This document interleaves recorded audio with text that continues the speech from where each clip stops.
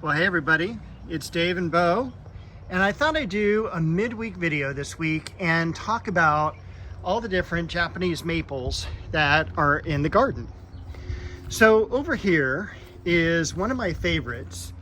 This is called Orange Dream, and it's got a little bit of a foliage of the vine behind it peeking through. But this is Orange Dream. It's been in the ground for a couple of years.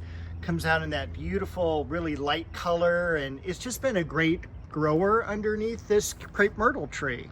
So I wanted to add a little bit more height back here and kind of have it branching out toward the yard.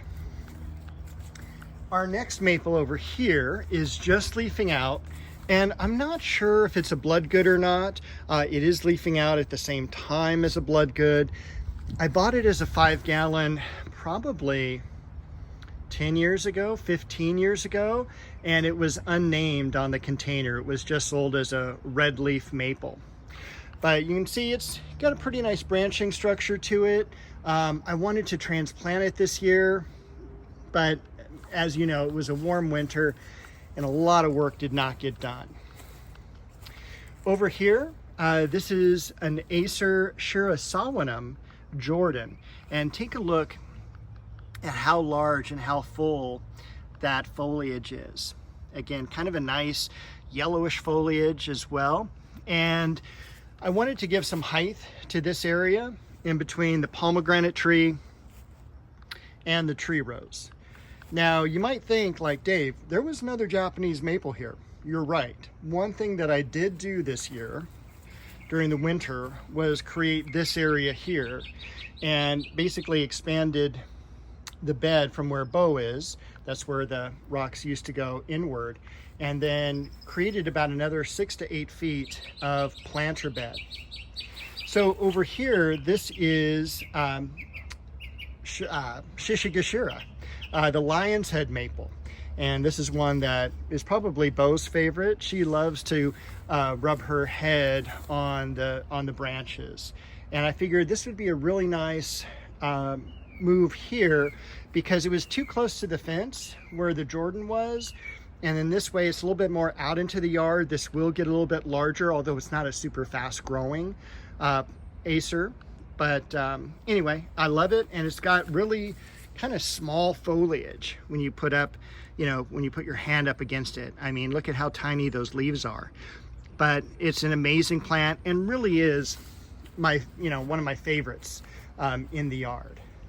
So we'll jump down here to where Bo is highlighting the next tree.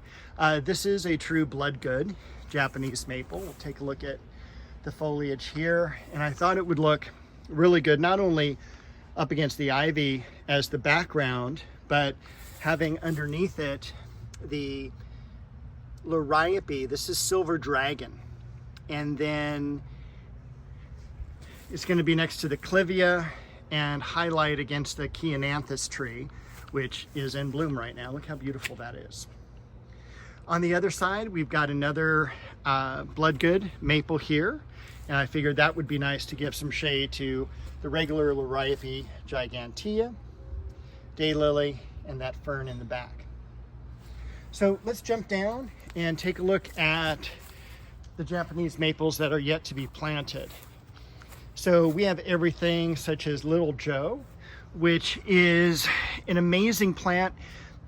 I wasn't sure about this plant last year, but when it went, just before it went dormant, it turned vibrant red, like fire engine red. And I just thought that was the coolest thing from generally a green foliaged Japanese maple. Over here in the background, we have a reticulated variety, and this is a variety called Ariadne.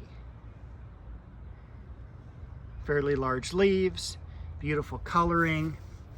The one I'm looking forward to seeing what the foliage like is this one here. This is Geisha gone wild. Look how big this tree is. Again, just from a 1 gallon. Some of these Japanese maples, like the Bloodgoods in the back, and also the Shishigashira, those are Monrovia nursery grown. The 1 gallons here, and the Jordan and Orange Dream. Those came from Mr. Maple, and I will put the Mr. Maple link in my comment. This is the Dancing Peacock. This is Acer Akinatafolium, or Maiku Jaku is the variety. And it's Mai, M-A-I, which means dancing, and then Jaku is peacock in Japanese. And again, just a really beautiful foliage, so different from anything else. And I'm really looking forward to seeing this tree grow. One of the new varieties that I got over the winter was this threadleaf maple. And this is very airy, kind of reminded me of a Nandina, Japanese, I actually don't even know if that's Japanese. Heavenly Bamboo is what I was thinking of, because that's kind of the foliage color and kind of the size of the foliage. But this is just a really cool maple, and it's something I'm looking forward to seeing that I'll probably put near the pond. Over here is a allegedly red leaf Shishigashira called Kurenai Jishi. And so we're going to see how that goes. You can see definitely the foliage is fairly small and definitely darker than the Shishigashira. Back here, and I'm blanking on the name now, so we're going to take a look at the tag. All right, Osakazuki is an old variety, and that's one of the reasons I got that. This, along with Shishigashira, is like from the 1700s. That one maybe 1800s. Don't quote me on that one, but I know the Shishigashira is definitely 1700s. One that I wanted for a long time, and the Mr. Maple group was out of them, is Sensu. And this had just such a beautiful and different foliage. I really loved it. So I'm really glad I got that. Then we also have Seiryu, and this is an older variety. It is a true like tree variety as well. This is from a 1 gallon. I mean, it's just like crazy. Look how tall this is. This is, if you put the foliage up here, I mean, the branches, I mean, that's higher than I am. So that's just over 6 feet in height from a 1 gallon. A couple I missed that I need to go back to. So let's go back over here, and I'll put a full list of what I have in the description. This is one I picked up. This was a variety called Jedlo Orange. And I picked it up from Upland Nursery. It was one of those cool things where, you know, when you walk through a nursery, for me, I take pictures of plants I want that I might think about, like, where would I put this? Or, you know, is this going to go in this type of situation? And it was so funny because I took 2 pictures of this plant like 6 months apart. And when I realized that, I'm like, look, if I took 2 pictures of it, it's got to come home with me.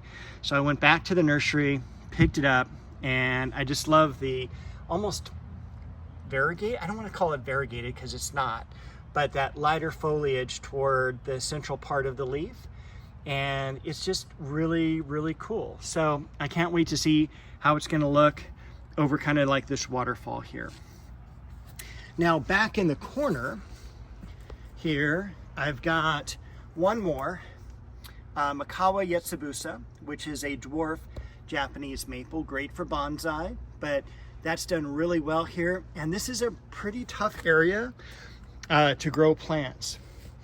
We had a tree cut back a couple of years ago. I'm still covering up the clivia, and it's just getting like really hot here. And I'm hoping the Chiananthus, the Chinese fringe tree, will, you know, eventually leaf out and grow a little bit more and be more shade back here. But this is some pretty tough soil, and the Mikawa Yatsubusa has done really, really well. All right, and again, look at that Dancing Peacock, just amazing. It almost looks like a pinwheel. All right, over here we got just a few more. This is the coral bark maple. Look how full it is. And this did get some leaf scorch last summer, but not until the end of the summer.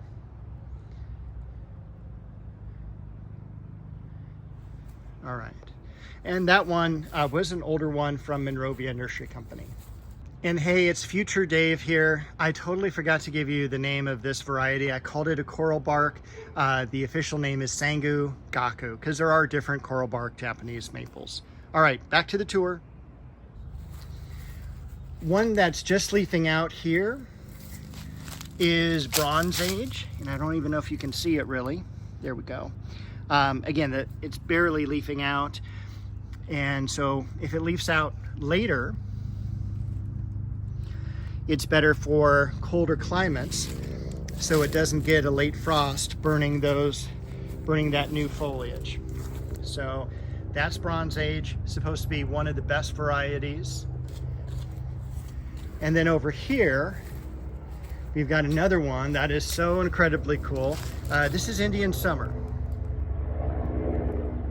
And it's also a helicopter going by. But take a look at how large that foliage is. I think it is Shirasawanum as well, so it's a little bit different foliage than the Acer japonicums. I can't wait to see what this is going to do color-wise in the fall.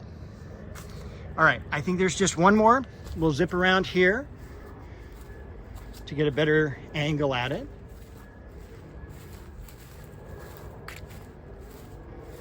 And then this is Red Dragon. So take a look at that, and allegedly, somehow with how you hold the leaves, it looks like a dragon. I haven't figured that out yet. I don't know. But look at how great that foliage is. And again, this is one that was at Upland Nursery that, you know, when you go to a lot of these independent garden centers, occasionally they will have plants that they bought several years ago that have put on a lot of growth, and it's going to be better than anything you could get at a box store or a newly delivered plant from a nursery. So this has some extra years of growth on it, and again, this would probably be really great bonsai, or, you know, kind of just a small tree for a miniaturized landscape. But anyway, that is my maple collection, and I hope you had a good time. This is Bo over here, so we'll say goodbye, and we'll look forward to seeing you on our normal Saturday video. Goodbye, Bo.